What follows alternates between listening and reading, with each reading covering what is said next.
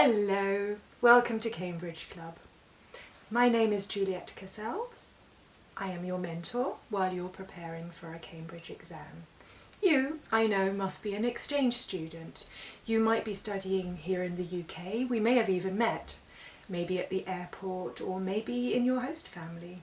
If, on the other hand, you're studying in Australia, Canada, New Zealand, Ireland, nice to meet you for the first time. It makes no difference whether you're studying in the UK or you're studying in another country. The preparation for the Cambridge exams is the same.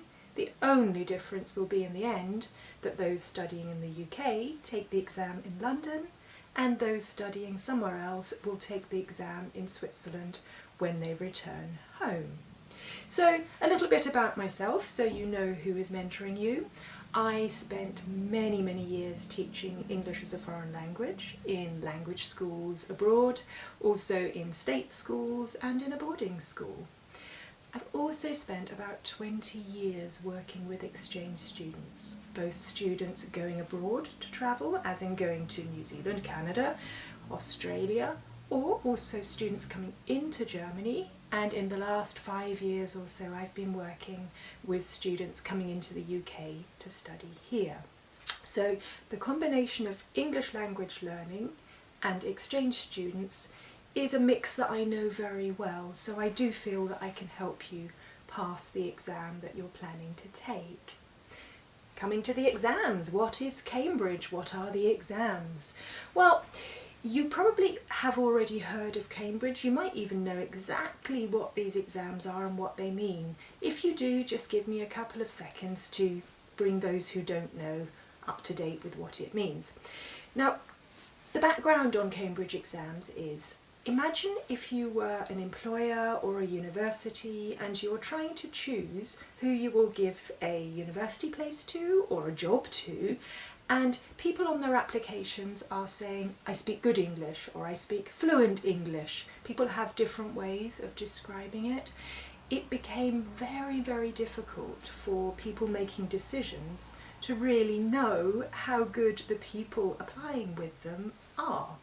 So a central framework was designed which sets out what different levels in a language mean. So they range from A to C. Within each category there are different bands. So you could be at level A0, which means you know nothing. You could be at A1, which makes you a beginner. And so it progresses, B1, B2, C1, C2. C2 is the top level. It means you speak English, French or Spanish as well as a native speaker does, an educated native speaker. Now, most of you on this course will be taking Cambridge Advanced English, which slots in at level C1.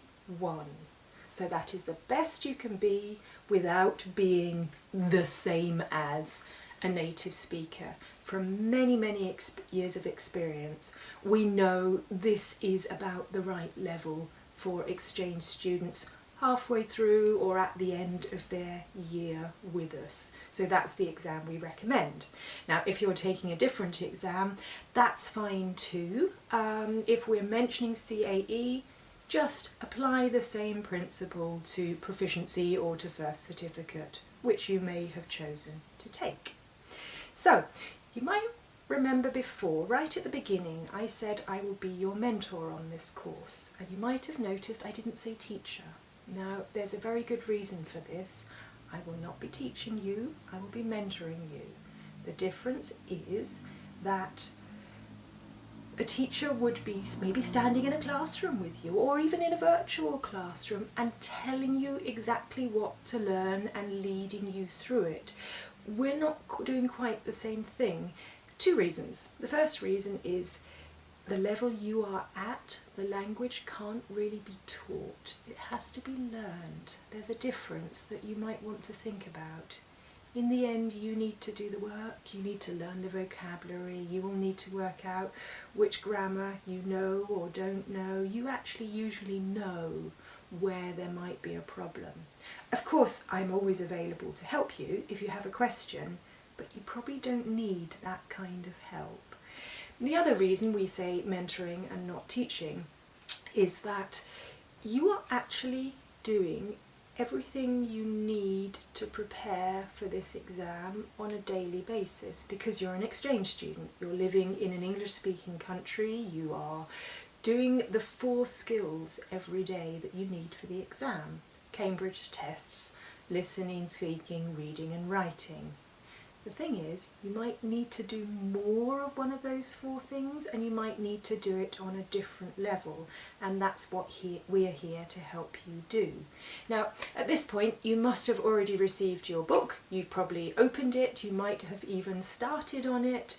At a later point, in another unit, I will be giving you a list of all the words you need to pass CAE. So basically, you in theory have everything you need already.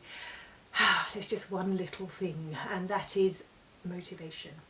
We need to look at why you're taking this exam, what you will get from it, and how and when and what you'll be learning. And that's what we'll be talking about in the next unit. The next unit is motivation. I personally recommend you watch this unit and then take a break, maybe till tomorrow, and in that time you think about, why am I taking Cambridge? What will it bring me? What am I going to do? What does it mean to me? It might be worth taking that extra day because it will make you more prepared for the next unit. For this unit, we're finished. Bye!